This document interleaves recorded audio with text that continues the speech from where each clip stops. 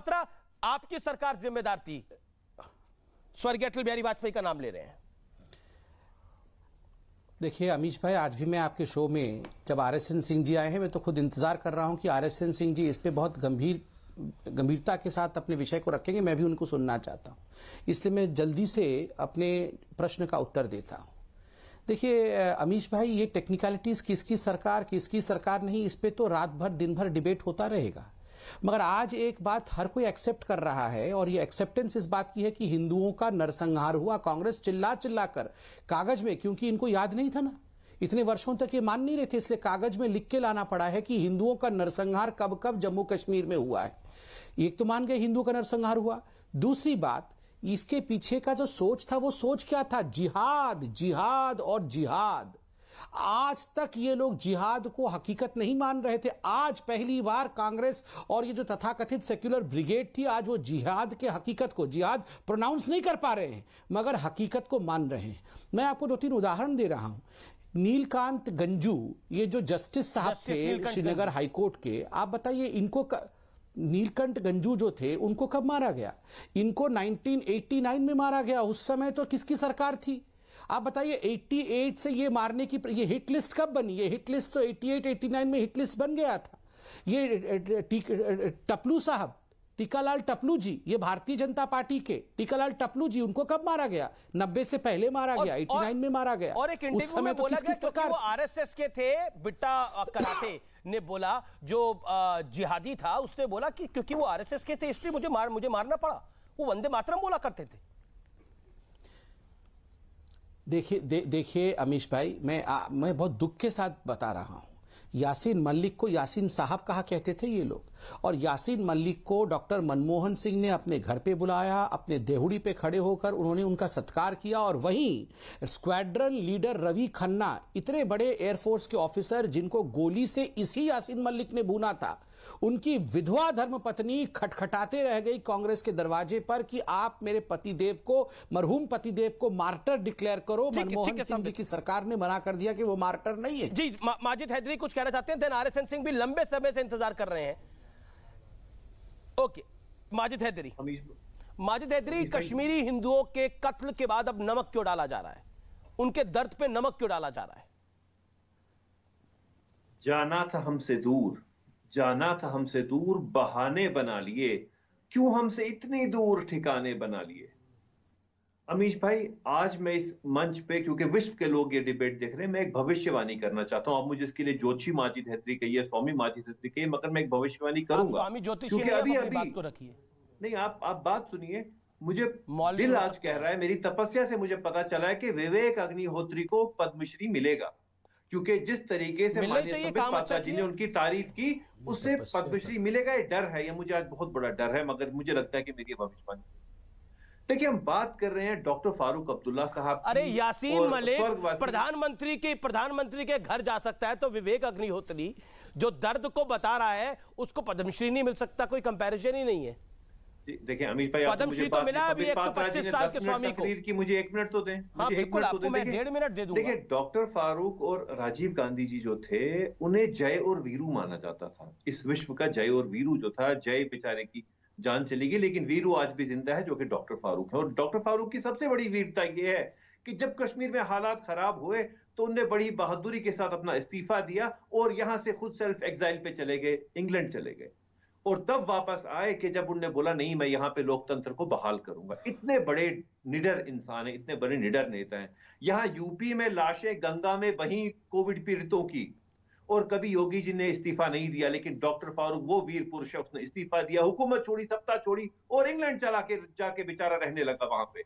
एक तरीके के बनवास में वहां पे रहा वो बेचारा। जब वापस आया सत्ता ली। और यहाँ पे आप भूल जाते हैं जगमोहन का रोल, वो आस्तीन का सांप जिसने राजीव गांधी को ढसा, वो वीपी सिंह वो आस्तीन का सांप जिसने राजीव गांधी को ढसा। क्या बोल रहे हैं आप? इंक्वायरी नहीं होगी, ये भाषा, आई डोंट एंडोर्स दिस। आपने गलत भाषा का इस्तेमाल किया है। आप जगमोहन के लिए, जिसने कश्मीरी हिंदुओं जो बच के वापस आ गए, उन्हीं की वजह से वापस आ गए, उसे आप आस्तीन का सांप बोल रहे हैं। आस्तीन का सांप कौन है वो पता लगता है। आस्तीन का सांप कौन है वो पता लगता है, वो दिखता है। हमें इंक्वायरी चाहिए, हमें इंक्वायरी चाहिए। RSN सिंह, शायद पहली बार RSN सिंह इस विषय पर इस फिल्म के रिलीज होने के बाद, इतना तूफान खड़ा होने के बाद पहली बार बोलेंगे? RSN, India wants to hear you, Bharat सुनना चाहता है आपको। नहीं, देखिए, हम लोग सबने ऑपरेट किया है कश्मीर में अपने सर्विस के दौरान, और जो चीज़ें दिखाई गई हैं इस पिक्चर में, इस फिल्म में, वो 20% हकीकत है। मतलब 80% और हकीकत दिखा दिया जाता तो पता नहीं, ये पूरा वतन जो है ये आंसुओं में डूब गया होता है। अभी भी लोग सिसकियां भरते हुए पिक्चर हॉल से निकल रहे हैं। केवल ये 20% दिखाया गया, दर्शाया गया है। देखिए, मैं क्या कहूँ आपको, एक एकॉम्प्लिस प्राइम मिनिस्टर, एक एकॉम्प्लिस होम मिनिस्टर जिसने अपने बेटी का खुद किडनैपिंग करवाया ग्लोबल जिहादियों को लाने के लिए अंदर, एक एकॉम्प्लिस मुख्यमंत्री, एक एकॉम्प्लिस सिक्योरिटी फोर्सेस का ऑफिसर, नाम नहीं लूँगा मैं, किस पैरामिलिट्री या मिलिट्री का था वो भी मैं नाम नहीं लूँगा। लेकिन आप वो देख लीजिए, आप टाइमलाइन देख लीजिए। 17 तारीख को CRPF को हटाई जाती है, 18 तारीख को फ़ारूक अब्दुल्ला रिज़ाइन करते हैं। क्यों रिज़ाइन करते हैं? कि एक गवर्नर को इसलिए अपॉइंट किया गया बिना मुझसे पूछे, इसलिए मैं रिज़ाइन कर रहा हूँ। और एक चीफ मिनिस्टर को तो मालूम होना चाहिए कि हालात कितने बिगड़े हुए हैं। वो चले जाते हैं लंदन, ठीक है। आप क्या, अच्छा बाय द वे, कोई लंदन से यहाँ भी आता है क्या? ये जितने ये नालायक लोग जो यहाँ से जाते हैं, नेता लोग लंदन, कोई लंदन से भी यहाँ आता है क्या? हाँ। दूसरी बात, उसके बाद क्या होता है? रिज़ाइन करके जगमोहन साहब आते हैं। जगमोहन साहब जम्मू पहुँचते हैं, वो घाटी नहीं पहुँच पाते हैं, और तब तक ये सारा कार्यक्रम हो गया होता है। अगर मैं सेना का ऑफिसर होता, मैं बता रहा हूँ आपको, अगर मैं वहाँ पर लोकल श्रीनगर में कमांडर होता, अगर वहाँ के कमांडर ने केवल गाड़ियाँ ही घुमा दी होती, पूरी गाड़ियाँ ही घुमा दी होती वहाँ पे ट्रेनिंग के नाम पे या किसी चीज़ के लॉजिस्टिक्स के नाम पे, ये एक्सोडस नहीं होता, ये नरसंहार नहीं होता। आपके जैसे लेकिन मुझे बहुत शर्म आती है, मुझे बहुत शर्म आती है कि 90s में मैं सेना में था, और मैं चारों तरफ जो माहौल देखता था, जैसे कि कोई फर्क ही नहीं पड़ा है। ऐसा सेक्युलरिज्म का हम पर वो मतलब ऐसा सेक्युलरिज्म का हमको नशा चढ़ा हुआ था कि कोई इसकी बात नहीं करता था। और एक किसी ने बनाया 1942 अ लव स्टोरी, अब वो बनाएगा 1990 अ लव स्टोरी।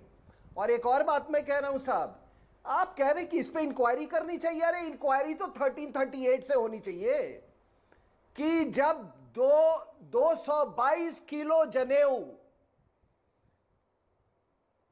जब इतने कश्मीरी हिंदू मारे थे कि 222 किलो जनेऊ, मर्तन टेम्पल 15th सेंचुरी में आज भी अमित जी वहां पे मर्तन टेम्पल खड़ा है। 2 साल उसको तोड़ने की कोशिश की थी बुद्ध शिकन ने, और वहां पर आप गाने बनाते हैं, तेरे बिना जिंदगी से कोई शिकवा तो नहीं। वहां पे तुम गाने बनाते हो उस मंदिर में, उस भव्य मंदिर को जिसको बुद्ध शिकन ने तोड़ा था, कि तेरे बिना जिंदगी से कोई शिकवा तो नहीं। लानत है ऐसी उर्दू को, लानत है ऐसी गाने को। और मैं इंतजार कर रहा हूं कि नालायक जो इस फिल्म को क्रिटिसाइज किया है, ये कब बनाता है? 1990 कश्मीर लव स्टोरी। आप कह रहे हो इंक्वायरी होनी चाहिए, और ये फितरत 1400 साल से इंक्वायरी तो होनी चाहिए। दूध का दूध, पानी का पानी, किसका इंक्वायरी होनी चाहिए? और इनकी गलती क्या है? पंडित भाई इनकी गलती क्या है कि हम तो मुसलमान बन गए, हम तो मुसलमान बन गए। राघो राम कौल का परपोता, राघो राम कौल का छोड़िए, टिकलाल टिप्पू छोड़िए, रात गई बात गई, भूल जाइए सब पुराना बात। क्या कह रहे हैं आप? नहीं बने, तुम क्यों नहीं बने? और अरे मैं कह रहा हूँ पुराना भूल जाइए ना, रात गई बात गई, भूल जाइए।